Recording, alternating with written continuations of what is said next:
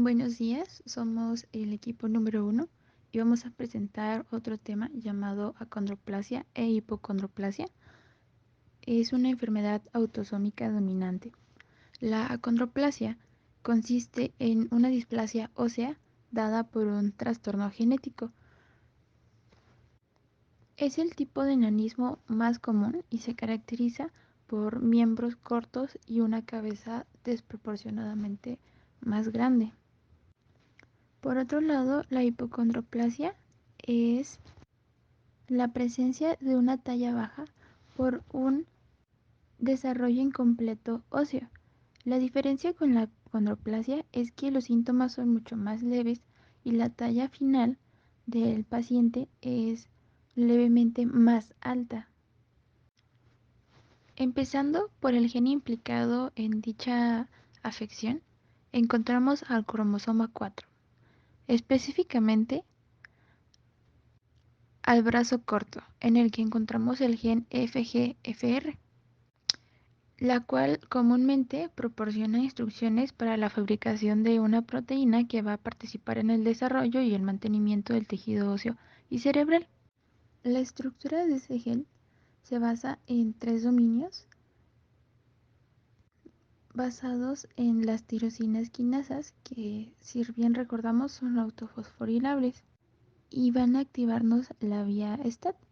En las regiones críticas podemos encontrar que la función de amplificación hacia el núcleo es brutalmente importante, principalmente por la activación de las proteínas MEC y ERK.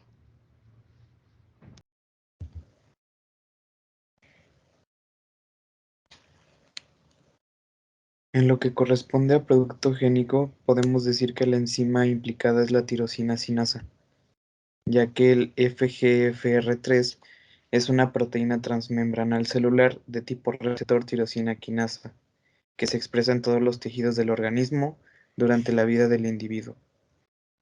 Esta proteína participa en la división y maduración celular, así como en la formación de vasos sanguíneos nuevos, la cicatrización de heridas y el crecimiento, desarrollo y mantenimiento de los huesos.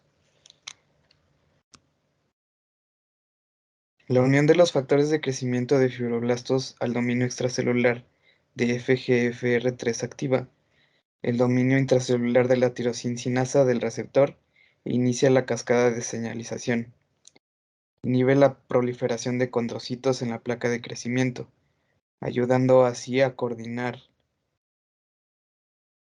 el crecimiento y la diferenciación de los condrocitos con el crecimiento y la diferenciación de las células madre del hueso. Estas mutaciones son de ganancia de función y causan la activación del FGFR3 con independencia del ligando, inhibiendo de forma inapropiada la proliferación de condrocitos en la placa de crecimiento, lo que conduce a un acortamiento de los huesos largos y a una diferenciación anómala de los demás. Comenzamos con el diagnóstico. Tenemos una incidencia en hipocondroplasia de 1 en 50,000, a diferencia de la acondroplasia, que va a ser 1 en 26,000 nacimientos. En la acondroplasia vamos a tener opciones de diagnóstico prenatal, que vamos a ver unas en esta sección y también más adelante. Y también está pues el diagnóstico postnatal, que igualmente veremos más adelante, porque ves a partir básicamente del fenotipo. La hipocondroplasia es un poco más complicada porque en muchos casos no se nota la enfermedad, sino hasta etapas más tardías. Y en la mayoría del tiempo va a ser un diagnóstico confirmatorio muy complicado. Lo vamos a hacer más que nada a partir de igualmente fenotipo y hallazgos en rayos X. El diagnóstico prenatal in útero de la condroplasia puede ser, o la que más se utiliza, es la ecografía prenatal a finales del segundo trimestre o inicios del tercer trimestre. Los hallazgos principales van a ser la desproporción del crecimiento de los miembros, metáfisis amplia, estrechamiento de la distancia interpedicular de las vértebras lumbares inferiores, una pelvis anormal con pequeñas alas ilíacas cuadradas y una muesca bastante estrecha. Lo malo es que es frecuente un diagnóstico erróneo por ultrasonido 2D.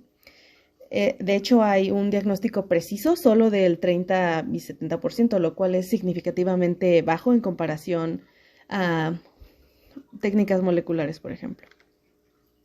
También está en el diagnóstico prenatal in útero de la acondroplasia el cell-free DNA que mencionábamos en la unidad pasada para otros padecimientos.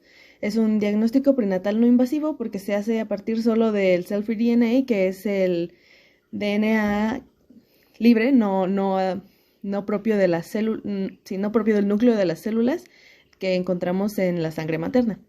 Y para la acondroplasia e hipocondroplasia igualmente tenemos el clínico fenotípico que habíamos mencionado anteriormente. A continuación veremos el fenotipo de la acondroplasia e hipocondroplasia. La acondroplasia se caracteriza por una baja estatura, cabeza desproporcionalmente grande, puente de la nariz aplanado y frente prominente, así como cifosis y lordosis lumbar, extremidades cortas, parte inferior de las piernas arqueadas, manos pequeñas con dedos en formas de tridente, hipotonía discreta y funciones cognitivas usualmente normales. La hipocondroplasia es caracterizada por una baja estatura, cabeza grande, acentuación de la lordosis lumbar, apariencia fórnida, brazos y piernas cortas, limitación de la extensión del codo, y otra característica que veremos más adelante. También tenemos braquidactilia en la hipocondroplasia, articulaciones laxas, escoliosis, piernas arqueadas levemente, leve a moderada discapacidad intelectual y manchas oscuras en la piel. Tenemos variaciones mutacionales, que por supuesto son importantes aquí en este padecimiento. En este caso sí cambia con las variantes genéticas, pues dependiendo de la variante determina diferentes síndromes, con incluso mortalidad diferente. Tenemos, por ejemplo, la acondroplasia, que son dos mutaciones identificadas en el gen FGFR3, que representa más del 99% de los casos de acondroplasia. Ambas mutaciones conducen al mismo cambio en la proteína FGFR3. Específicamente se reemplaza el aminoácido glicina por el aminoácido arginina en la posición 380 de la proteína. Como resultado hay una alteración caracterizada por talla baja con acortamiento rizomélico de los huesos largos y macrocefalia. La hipocondroplasia se ha descrito en al menos 20 mutaciones en el gen.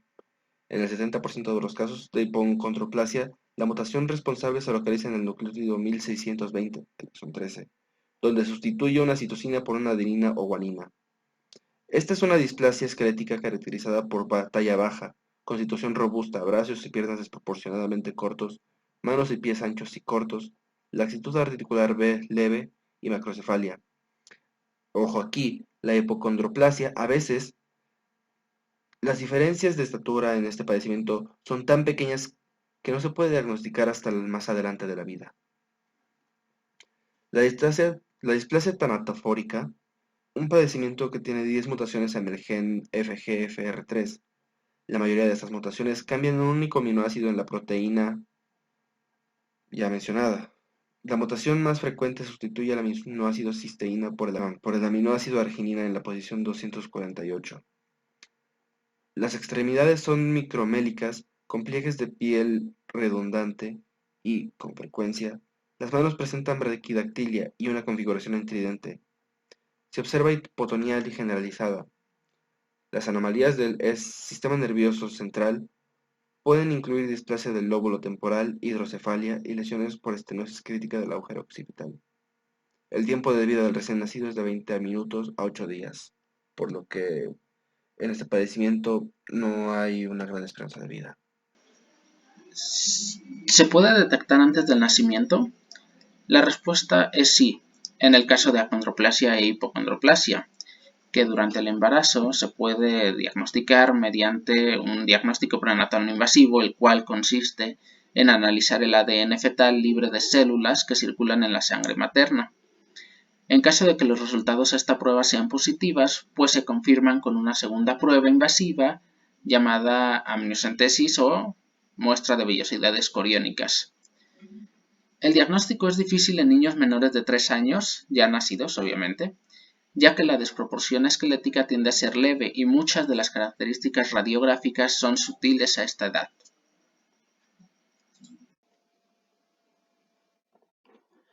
Pasamos con la evolución clínica. En complicaciones en la acondroplasia podemos encontrar apnea, obesidad, infecciones recurrentes del oído, lordosis y estenosis espinal que puede resultar en hidrocefalia. Por otro lado, las personas que tienen hipocondroplasia por lo general tienen un estilo de vida común. El pronóstico de la hipocondroplasia es que la mayoría de las personas no tienen problemas graves y no tienen muchas limitaciones en sus actividades diarias. La estatura final varía entre 128 a 165 centímetros de estatura. Además de que la esperanza de vida de personas con hipocondroplasia es normal. Por el contrario, en la acondroplasia, las personas pocas veces alcanzan a tener 1.5 metros de estatura, su inteligencia está en el rango normal y los bebés que reciben el gen anormal de ambos padres generalmente no sobreviven más allá de unos pocos meses. Se debe de proponer consejo genético a las personas con la variante causante de enfermedad, informándoles de que el riesgo de transmitir la variante a la descendencia es de un 50%.